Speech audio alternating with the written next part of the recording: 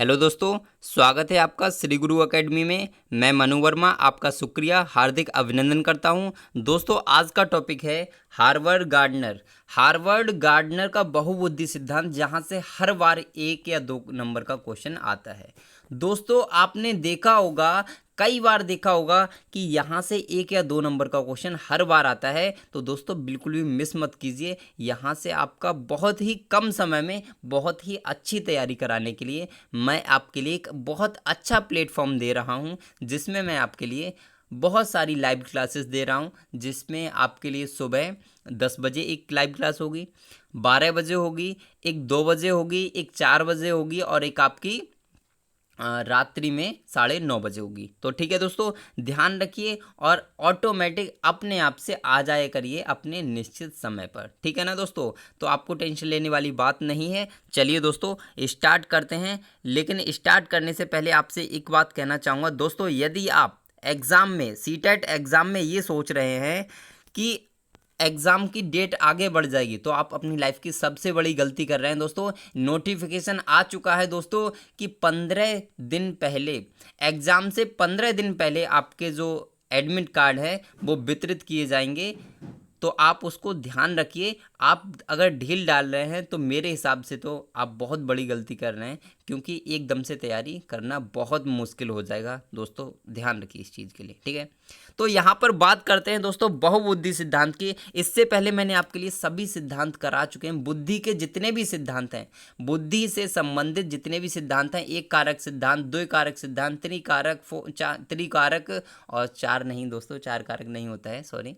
हाँ, और हमारा त्रिविमीय सिद्धांत और आपका बालू का सिद्धांत, ठीक है। तो इस प्रकार के आपके जितने भी बुद्धि के सिद्धांत हैं, कम से कम आपके करीब 12-13 बुद्धि के सिद्धांत हैं, 14-15 के समथिंग हैं, वो सभी मैंने आपके लिए कराए हैं। यदि आपने उनको नहीं देखा है तो इधर जाइए, आई बटन दिखेगा और आई बटन पर जाकर उन सिद्धांत को सबको देख लीजिए, क्योंकि वहाँ से क्वेश्चन बनता है। एक बहुबुद्धि सिद्धांत बचा हुआ था जो काफ़ी ब्रॉड सिद्धांत था, तो मैंने सोचा थोड़ा बाद में करा देता हूँ इसके लिए स्पेशली, क्योंकि यहाँ से क्या है, एग्जाम से क्वेश्चन आता है।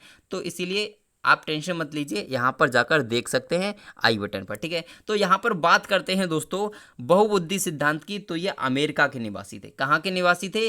अमेरिका के निवासी थे दोस्तों। अगर हम बात करें तो बहुबुद्धि सिद्धांत के प्रतिपादक कौन थे? तो आप कहोगे हार्वर्ड गार्डनर, जिन्होंने 1983 में यानी कि 1983 में इसका प्रतिपादन किया था। और दोस्तों 1998 और 99 में क्या किया, इसका संशोधन किया गया था। तो इसको ध्यान रखेंगे, दोनों पॉइंट बहुत इंपॉर्टेंट है।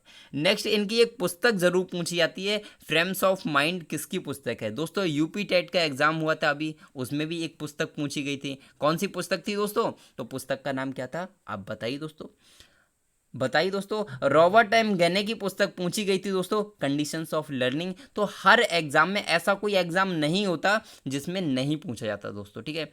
तो हर एग्जाम में पुस्तक पूछी जाती है। तो आप याद रखिए दोस्तों, आपको अगर ट्रिक के माध्यम से पुस्तकों के बारे में पढ़ना है कि कौन सी पुस्तक किसने लिखी, तो आप इधर जाइए, आई बटन पर सब कुछ आपको आई बटन पर मिल जाएगा। जाइए, वहाँ पर वीडियो आपको मिलेगी ज़बरदस्त वाली। ट्रिक के माध्यम से मैंने सभी जितने भी आपकी बुक्स हो सकती हैं सभी को मैंने कराया है। तो ध्यान रखिए, frames of mind the theory of multiple intelligences पुस्तक किसकी है? तो आप याद रखोगे हार्वर्ड गार्डनर की है, ठीक है। और आप एक चीज़ याद रखिए कि जब भी हम किसी के बारे में पढ़ते हैं तो उनके फेस को भी याद रखिए कि हम किसके बारे में पढ़ रहे हैं, ठीक है। तो आप देख लीजिए इनके लिए।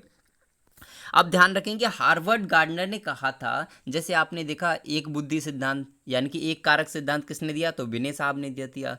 2 कारक सिद्धांत किसने दिया? तो आप कहोगे स्पीयरमैन ने दिया। त्रिकारक सिद्धांत किसने दिया? स्पीयरमैन ने दिया। त्रिविमीय सिद्धांत किसने दिया? तो गिलफोर्ड ने दिया। और आपका बालू का सिद्धांत किसने दिया? तो थॉर्नडाइक ने दिया। तो परमाणुवादी सिद्धांत किसने दिया? थॉर्नडाइक ने दिया। तो आप इस तरीके से याद रखोगे, उन्होंने क्या बताया कि 1 कारक था, उन्होंने कहा 2 कारक था, किसी ने कहा 3 कारक थे। लेकिन हार्वर्ड गार्डनर साहब ने कहा था कि बुद्धि का कोई 1 कारक नहीं होता, 2 नहीं होते, 3 नहीं होते, बहुत सारे कारक होते हैं। लेकिन हालांकि उन्होंने कोई भी निश्चित प्रकार नहीं बताए थे। लेकिन एनसीईआरटी के अकॉर्डिंग मैं बताऊं आपके लिए, तो एनसीईआरटी में लिखा हुआ है कि 8 प्रकार की बुद्धि बताई गई थी। लेकिन दोस्तों याद रखिए, कहीं कहीं पर आपको 9 प्रकार भी मिल सकते हैं, कहीं पर आपको 12 प्रकार भी मिल सकते हैं, लेकिन आपको याद रखना है किसके अकॉर्डिंग, तो एनसीईआरटी के अकॉर्डिंग, अकॉर्डिंग टू एनसीईआरटी, क्योंकि हमें जो भी काम करना है किसके अकॉर्डिंग करना है, एनसीईआरटी के। तो याद रखिए, हार्वर्ड गार्डनर जो जो सिद्धांत दिया था उसमें कितनी प्रकार की बुद्धि बताई थी, तो आपको 8 प्रकार की, सभी को एकदम से समझ लेते हैं सिंपल लैंग्वेज में। पहली बताई थी भाषाई बुद्धि। भाषाई बुद्धि क्या होती है, तो इसका संबंध शब्दों व वाक्यों की बोध क्षमता, शब्दावली, शब्दों के क्रमों के बीच के संबंध को पहचानने की क्षमता आदि सम्मिलित होती है। ध्यान रखिए, हमारी जो भाषा होती है ना, लैंग्वेज होती है, उसमें क्या होता है, शब्दों का प्रयोग करते हैं दोस्तों, शब्दों को समझने और शब्दों को बोलने की जो हमारी क्षमता होती है, और उनके क्रम को तोड़ मरोड़ कर बोलने की जो क्षमता होती है, वही आपकी भाषाई बुद्धि कहलाती है। आपको समझ में आ गया होगा। नेक्स्ट हम बात करते हैं शरीरगत की बुद्धि, यानी कि शरीरगत की बुद्धि यानी कि क्या बोलते हैं दोस्तों, बॉडी काइनेटिक इंटेलिजेंसी। तो इसका संबंध शारीरिक गति पर नियंत्रण करने, वस्तुओं को सावधानीपूर्वक एवं प्रवीण ढंग से घुमाने तथा प्रयोग करने की क्षमता में सम्मिलित होती है। दोस्तों मैं आपके लिए बहुत स्पीड से कराने की कोशिश कर रहा हूँ, क्योंकि मैं नहीं चाहता कि आपका एक भी सेकंड वेस्ट हो, ठीक है ना दोस्तों। अब हम अगर इसके बारे में बात करते हैं बॉडी काइनेटिक इंटेलिजेंसी के, तो इसमें क्या होता है दोस्तों, हमारी जो बॉडी है ना, हमारा जो बॉडी है, बॉडी के कई सारे पार्ट्स हैं, हाथ है, टांग है, और हमारी फिंगर्स हैं, ये सारी चीज़ों का जो काम होते हैं ना, इनके जो भी काम होंगे वो आपके शरीरगत की बुद्धि के अंतर्गत आएंगे दोस्तों, ठीक है। अब हम दोस्तों नेक्स्ट बात करते हैं संगीत बुद्धि, यानी कि म्यूजिकल इंटेलिजेंसी। तो ताल लय को समझने एवं संगीत समर्थक से संबंधित है। इस तरह की बुद्धि संगीतकार तथा गीतकार में होती है। दोस्तों क्वेश्चन आपसे पूछा जाएगा कि गीतकार में किस प्रकार की बुद्धि होती है, तो आप कहोगे संगीत बुद्धि। संगीतकार में किस तरह की बुद्धि होती है, तब भी आप कहोगे संगीत बुद्धि। दोस्तों ध्यान रखेंगे, म्यूजिकल इंटेलिजेंसी, ठीक है, तो ध्यान रखेंगे, बहुत ही इंपॉर्टेंट पॉइंट है। अब दोस्तों चलते हैं यहाँ पर, नेक्स्ट देखते हैं तार्किक गणितीय बुद्धि। नेक्स्ट इन्होंने बताई थी चौथी, तार्किक गणितीय बुद्धि, यानी कि लॉजिकल मैथमेटिकल इंटेलिजेंसी। तर्क करने की क्षमता, अंकों का बोध, अंकों का क्रम आदि पहचानने से संबंध। अब दोस्तों क्वेश्चन इस टाइप से आ सकता है कि बताइए, एक बच्चा है, कोई भी नाम दे सकते हैं, वो रोहन नाम का एक लड़का है, वो अंकों को पढ़ना जानता है, और धीरे धीरे गुणा करना भी सीख गया है, और गुणा करने के बाद में डिवीज़न यानी कि भाग करना भी सीख चुका है। तो अब बताइए उसमें किस प्रकार की बुद्धि का विकास हो चुका है, तो आप कहोगे तार्किक गणितीय बुद्धि का विकास हो चुका है, ठीक है, ध्यान रखेंगे, इस टाइप से क्वेश्चन आ सकता है। नेक्स्ट स्थानीय बुद्धि क्या होती है, तो यह बुद्धि का सबसे स्थानीय चित्रण व कल्पना शक्ति से है।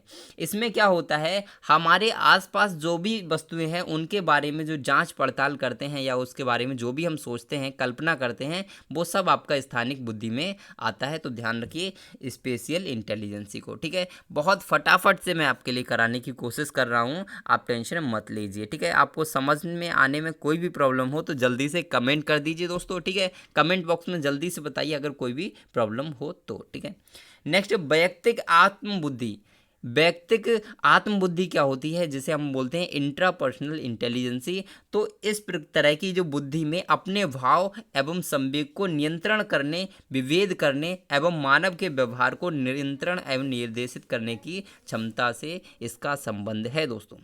अब दोस्तों इसको ध्यान रखिए, बहुत ही इंपॉर्टेंट है, ठीक है। इसको मैं मोस्ट इंपोर्टेंट कहना चाहूँगा दोस्तों, बहुत अच्छे से इसको पढ़ लीजिए कि वैयक्तिक आत्मबुद्धि क्या है, तो इसको अच्छे से पढ़ लीजिए, यहाँ से क्वेश्चन आ जाता है, ठीक है। नेक्स्ट हम बात करते हैं वैयक्तिक अन्य बुद्धि। अब देखिए नेक्स्ट जो पीछे वाला था, प्रीवियस वाला, और इसमें बहुत थोड़ा सा अंतर है, ठीक है।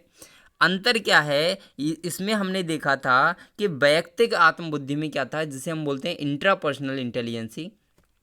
तो इसमें अपने भाव और संवेग को नियंत्रण करने और एक दूसरे में विभेद यानी कि अंतर करने, मानव को व्यवहार को नियंत्रण करने, ये सारी चीज़ें आती थी। लेकिन जब हम बात करते हैं वैयक्तिक अन्य बुद्धि की, तो इस बुद्धि में अन्य व्यक्तियों की इच्छा, अपेक्षाएं, आवश्यकताओं को समझने की क्षमता एवं विशेषताओं को समझने आता है। अब दोस्तों इसमें अंतर ये है कि जो आपने इससे पहले पढ़ा था उसमें क्या था कि हम अपनी अपनी जो इच्छाएं थी और जो आवश्यकताएं थी, अपेक्षाएं थी, उनके बारे में समझ सकते थे। लेकिन वैयक्तिक अन्य बुद्धि की बात करते हैं तो इसमें जो अन्य व्यक्ति हैं और व्यक्ति होते हैं उनकी इच्छाओं, अपेक्षाओं और आवश्यकताओं के बारे में समझ सकते हैं दोस्तों। ठीक है, तो आई होप आपको समझ में आ गया होगा। और हमारा जो लास्ट है वो है प्राकृतिक बुद्धि। और प्राकृतिक बुद्धि यानी कि आपका नेचुरलिस्टिक इंटेलिजेंसी। ठीक है, तो इसकी जब हम बात करते हैं तो प्राकृतिक के पैटर्न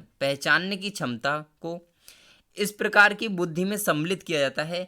इस प्रकार की बुद्धि जीव विज्ञानी, किसानों, वनस्पति वैज्ञानिक आदि में पाई जाती है। दोस्तों आपसे क्वेश्चन आएगा कि किसानों में किस प्रकार की बुद्धि होती है। जो किसान होते हैं ना, खेती जो करते हैं, जो सिर्फ उनमें किस प्रकार की बुद्धि होती है, तो आप याद रखोगे कि किसान में प्राकृतिक बुद्धि होती है। ठीक है, जीव विज्ञानी में किस प्रकार की बुद्धि होती है, तब भी आप कहोगे प्राकृतिक बुद्धि होती है।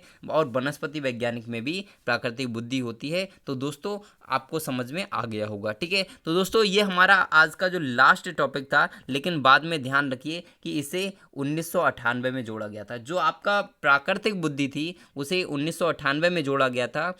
और इसी तरीके से अब कई प्रकार की बुद्धि हो चुकी हैं इनके अकॉर्डिंग। ठीक है, क्योंकि जितने भी अभी ये जिंदा हैं, मरे नहीं हैं दोस्तों, ध्यान रखिए, इनकी अभी डेथ नहीं हुई है, ये अभी जिंदा हैं। हालांकि बहुत क्रिटिकल कंडीशन में है, अभी बहुत बूढ़े हो चुके हैं, एजिड हो चुके हैं, लेकिन अभी जिंदा हैं। तो उन्होंने संशोधन कर करके कई प्रकार की बुद्धि बता चुके हैं। लेकिन एनसीईआरटी की अगर हम बात करते हैं तो उसने सिर्फ और सिर्फ 8 प्रकार की बुद्धि बताई हैं दोस्तों। ठीक है, तो दोस्तों सेशन कैसा लगा, और अच्छा लगा हो तो लाइक शेयर सब्सक्राइब बनता है। और दोस्तों बेल आइकन को भी प्रेस ज़रूर करिए, जिससे कि आपको नोटिफिकेशन प्राप्त होता रहे। ठीक है दोस्तों, तो बस खुश रहिए, मुस्कुराते रहिए और तैयारी करते रहिए दोस्तों।